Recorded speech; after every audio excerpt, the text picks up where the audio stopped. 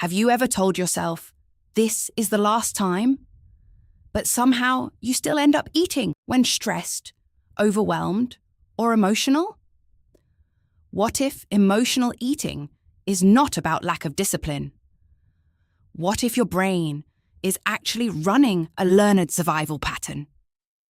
Today, we're going to understand the real science behind emotional eating, stress, dopamine, and habit loops.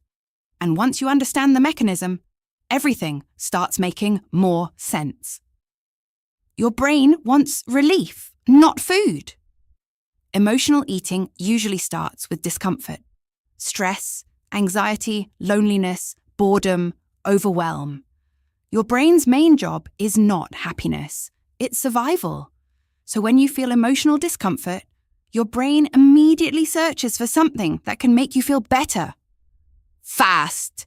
And food is one of the easiest and fastest sources of comfort, especially foods high in sugar, fat, and salt, because these foods activate the brain's reward system. The dopamine effect. When you eat highly pleasurable foods, your brain releases dopamine.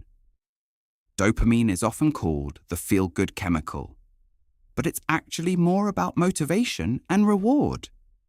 Your brain learns, this helped me feel better. So the next time stress appears, your brain remembers the shortcut. Stress to food to temporary relief. And this is how emotional eating starts becoming automatic. The habit loop. Emotional eating follows something called a habit loop. It usually looks like this trigger. Something creates emotional discomfort. Maybe work stress, conflict, loneliness, fatigue, craving. Your brain wants relief. Action, you eat. Reward. For a moment, you feel calmer, distracted, or comforted. And because the brain loves efficiency, it stores this pattern for later. The more you repeat it, the stronger the loop becomes. Why willpower often fails. This is important. When emotional eating becomes a habit loop, it's no longer just a conscious decision. It becomes neurological conditioning. That's why people often say, I don't even realize I'm eating. The brain starts reacting automatically before you fully think about it. So fighting yourself with guilt or shame usually makes the cycle worse.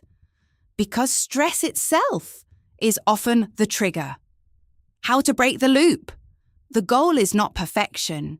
The goal is awareness. The moment you pause and notice, I'm stressed and my brain wants relief, you create a space between emotion and reaction. That space is powerful. You can start asking, what am I actually feeling? What do I really need right now? Is food the solution or the distraction? Sometimes what you truly need is rest, emotional support, movement, a break, or simply comfort. Emotional eating is not random. It's a learned brain pattern built around stress, dopamine, and repetition. And patterns can be changed, not through punishment, but through understanding. If you enjoyed this video, this channel is about understanding food psychology, emotional eating, and building a healthier relationship with food, without guilt or extreme dieting.